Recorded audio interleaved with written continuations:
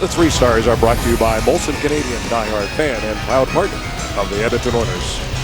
There are your Three Stars. Nail Yakupov with a goal that brought it close. Jamie Benn was terrific again tonight, but not just the goal, but in so many other areas of this game. But Jason Spezza seems to get really jacked up when the Edmonton Oilers come to Dallas.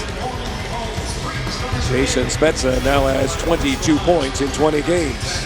Don't forget that coming up on Saturday, Hockey Night in Canada, the final game for the Edmonton Oilers before the All-Star break as they welcome the Nashville Predators. It was the rubber match between the Dallas Stars and the Edmonton Oilers. Here in Big D, the Dallas Stars got the only goal of the first period. They go on to a one-goal victory. They win their second game in the month of January. The Oilers now will go home to take on Nashville to wrap up before the All-Star. Jamie Thomas coming up next, Sportsnet Central.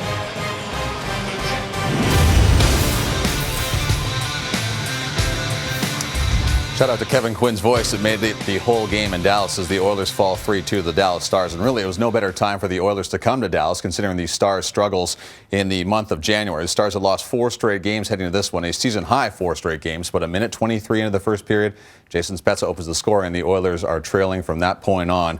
With more on the loss for the Oilers in Dallas, let's turn things over to David Amber and the Hockey Central panel. And guys, another unfortunate bounce does the Oilers in, doesn't it?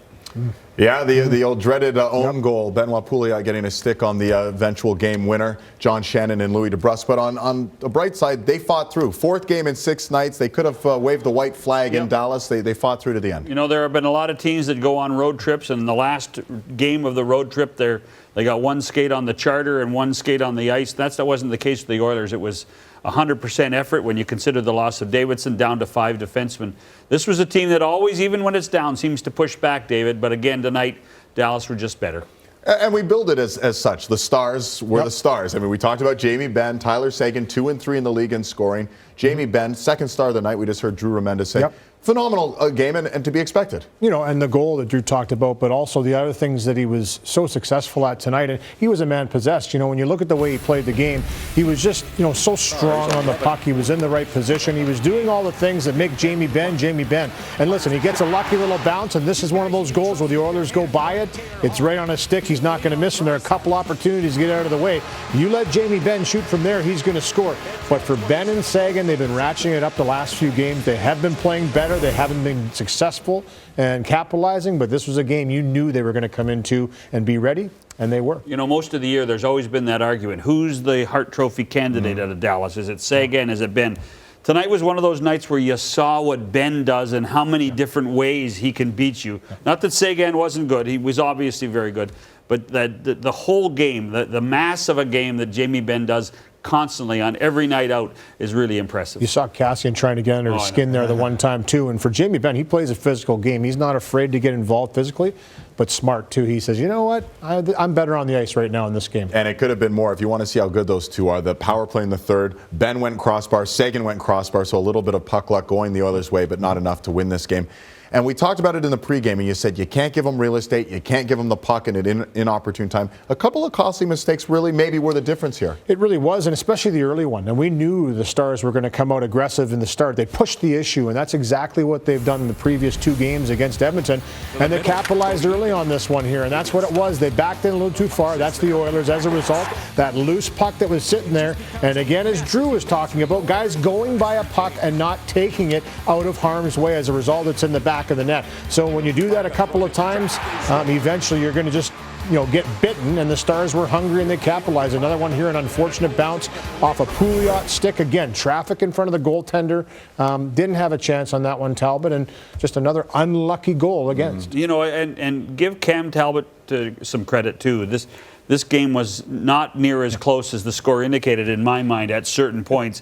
And if not for Talbot's very good play, particularly the second and third periods, the Oilers wouldn't have had a chance. And, they do have that pushback. We saw it in Tampa. It didn't work out there. We saw it again tonight. They hung in closer than normal, closer than they have in past years, and still weren't able to pull out the victory. They're doing this with a thin lineup, too. They lose Ryan Nugent-Hopkins. Tonight, they lose Brandon Davidson. We're not exactly sure of the extent of the injury, but he left in a considerable amount of pain. At one point, they lost Matt Hendricks. They were down to 16 skaters. Thankfully, Hendricks came back. The schedule's been really brutal, guys. This will be on Saturday, 9 games in 16 nights. So that's against Nashville, Hockey Night in Canada on Saturday night. And then thankfully for them, they get a reprieve. What is it, 9 days off? 9 days that I think that Todd McClellan and Peter Chiarelli are going to just tell everybody sleep in and relax and take their time. And really, in many ways, February 2nd is such a special day. The return from the All-Star break and perhaps, most likely, the return of Connor McDavid. And we talked about needing to tread water. Just tread water till Connor McDavid, Oscar Klefbom come back. It hasn't really been treading at times. They've been sinking at times, but they're still in this playoff conversation. 8 points back now with the loss. Yeah, you know what? They're in the mix. And this changes on a daily basis here in the Pacific Division especially. This, you know, if you're looking at, yes, they would like to have some more wins going into the All-Star break. They have one more opportunity to make some ground again Saturday.